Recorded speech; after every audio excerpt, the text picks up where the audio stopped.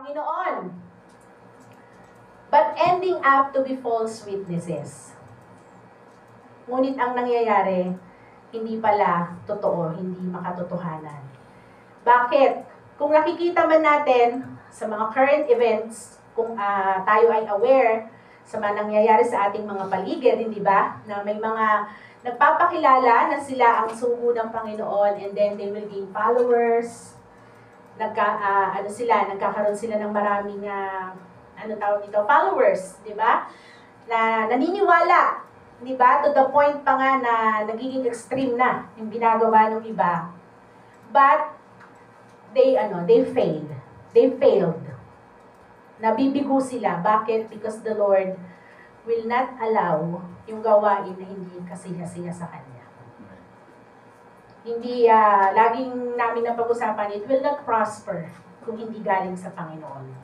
Hindi siya lalago, hindi siya magpapatuloy. Amen?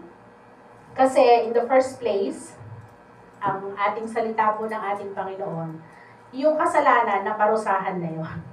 Tapos na. And wala nang susunod doon na yung kasamaan ay pwede pang lumago. Amen. So, nothing will stand kung against sa kalooban ng ating Panginoon. But it will end in ruin. So even us, kapag hindi po tayo tumigil sa ating mga disobedience, sa ating mga kahibangan, we will end up in ruin. So remember po, the Lord is holy, napakinggan natin. So any act of unholiness before the Lord will not be tolerated. Amen. So, the message, moving on po, the message has been passed down unto us. We are now to a believer of Christ. Amen po? We've heard the good news. Amen? Tayo po ba ay lahat ay nabahagian na kung ano yung pinanghahawakan natin ngayon na magandang balita na galing sa ating Panginoon. And now, we are here.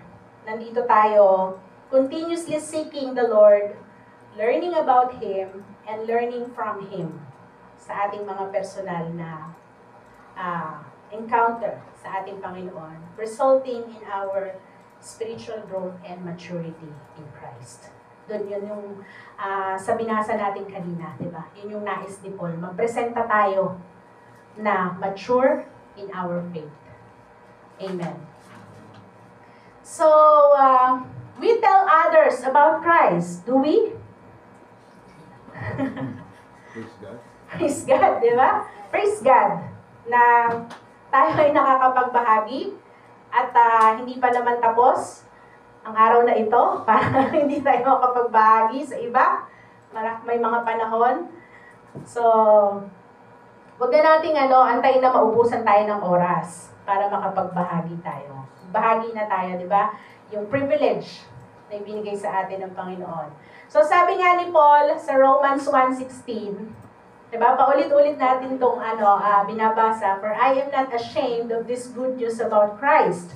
It is the power of God at work, saving everyone who believes, the Jew first and also the Gentiles. So yun yung kanina, diba? May Hudyo na pinangakuan, binigyan talaga ng pangako na tayo ay nakasali sa pamamagitan ng awa at grasya ng ating Panginoon, ng mga Hintil.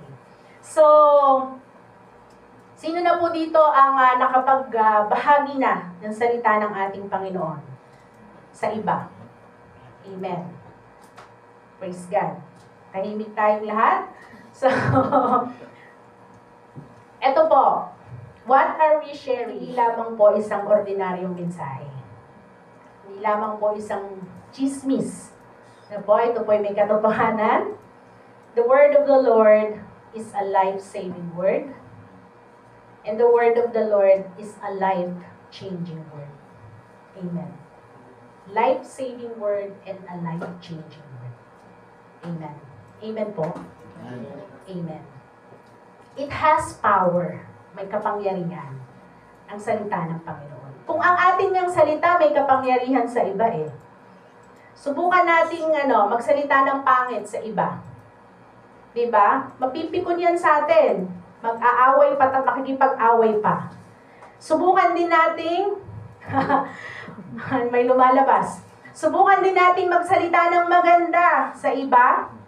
Diba? Magiging masaya na, may iba yung mood. Diba? So may power. Diba yung salita? Paano pa kaya yung salita ng Panginoon that is holy, that is living, buhay, diba? At may katotohanan. A life-saving word and a life-changing word. Amen. So, it has changed mine. Kung nabago po ang mga buhay natin, we will really can tell na may kapangyarihan ng salita ng Panginoon. It has changed yours, I believe. Tama po ba? Amen. And continuously changing by the word of the Lord. Patuloy na binabago tayo. Amen. So when we hear the good news about Christ at pinanampalatayaan natin ito, surely our lives will be changed, mga kapatid. Surely, our lives will be saved. Naniniwala po ba tayo doon? Amen. So let us not take it lightly, yung salita ng Panginoon na naririnig natin. Amen? Sa ating mga buhay, yung naririnig natin, let us not take it lightly, yung mga naririnig natin para sa ating mga sarili na may apply sa buhay natin at yung naririnig natin para maibahagi sa iba. Na halimbawa kung may narinig tayo na parang kailangan natin itong ibahagi, 'di ba? Let us not take it lightly na huwag ko na lang sabihin yung parang ganoon. Especially yung good news ng ating Panginoon. Naaano po ba natin yun? Amen. So, wag nating mag-response lang tayo ng parang wala lang sa naririnig nating salita ng Panginoon. Dahil yun nga, it is a life-saving and a life-changing word. Amen. Minsan nga, di ba? Kung sinasabi na yan ang salita ng Panginoon, mapapatanong tayo minsan, bakit si ayaw naman mabago. Tagal nang nakakarinig. Di ba? May mga ganoon tayong katanungan. Bakit si ganito? Yung lang ba, natatanong natin, nakakarinig naman, nakala ko ba, powerful. Di ba yung salita ng Panginoon? Baka kasi, hindi naman nag-o-obey. Salita ng Panginoon. Napapakinggan lang, and we are taking it lightly. Or nakikinig lang, pero ayaw mag-obey. Ayaw sumunod. Sabi nga, hindi lang tayo maging hearer ng salita ng Panginoon, but doers ng salita ng Panginoon para tayo ay mabago. Amen. And if you know na may mali sa buhay mo, may mali sa buhay natin, may mali sa buhay ko, at ang mensahe sa atin ng Panginoon bilang isang Kristiyano na nakikinig, siguro, ang response natin doon, best response is to obey. Mag-obey tayo. Then our life will be changed for the better. For the best. Amen? So, ganun kabuti, di ba? Ang ating Panginoon. Kahit na paulit-ulit nating naririnig and we are not responding, tapos paulit-ulit nating naririnig, paulit-ulit kang ginigising ng Panginoon. Paulit-ulit, ganun yung chance na ibinibigay sa atin ng Panginoon. Amen? Amen. Kaya nga minsan, di ba, may mga biruan pa na sabihin sa atin, huwag ka na magsimba, wala naman nababago sa'yo. Diba? Same lang, same. But we are not encouraging yung ganoon.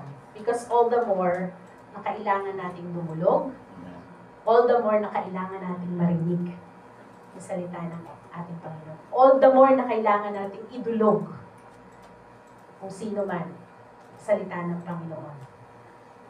Amen? Dahil ano bang sinasabi sa Biblia?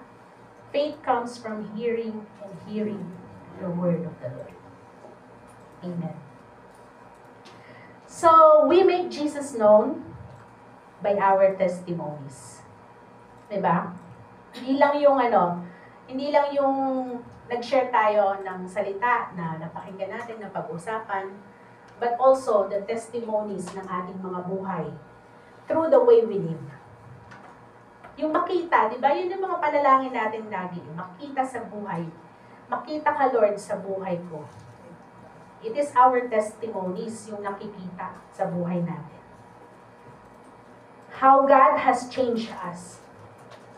Kung paano tayo binabago ng ating Panginoon. Amen. So having a changed life and living a changed life is also telling others about what God has done to us. Amen. Minsan nga hindi na natin kailangan sabihin pa.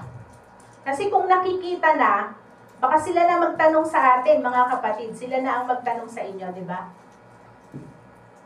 Uy, friend, ang laki ng pinagbago mo. Ha? Anong sikreto mo? Nasabi niyo ba kung ano yung sikreto niyo? Ha? Secret pa rin. Make Jesus known. Amen. Di ba? Imagine, di ba, dati hindi ka naman ma-attend sa prayer meeting. Ngayon, laki na ng eyebags mo. Praise God, di ba? Yung mga hindi natin ginagawa dahil sa pagbabago ng Panginoon, nagagawa na natin. Amen. Hallelujah. So, napaka-powerful talaga ng ginagawa sa atin ng Panginoon.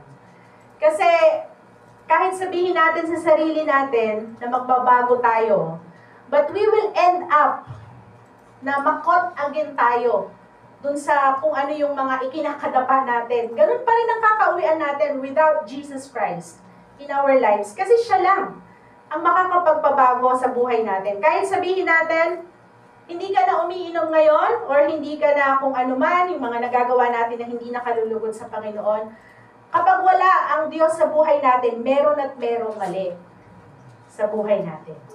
Kung yung Kristiyano na nga hindi ba, nagkakamali pa. Ngunit yung pagbabago, it's part of our purification, sanctification. Binabago tayo ng Panginoon. Di ba may kanta yun? Binabago mo ako araw-araw. Kaya nandito tayo, nakikinig, di ba? Nag-aaral, nagba-Bible study, sinesend tayo sa equipping for us to mature with the Lord.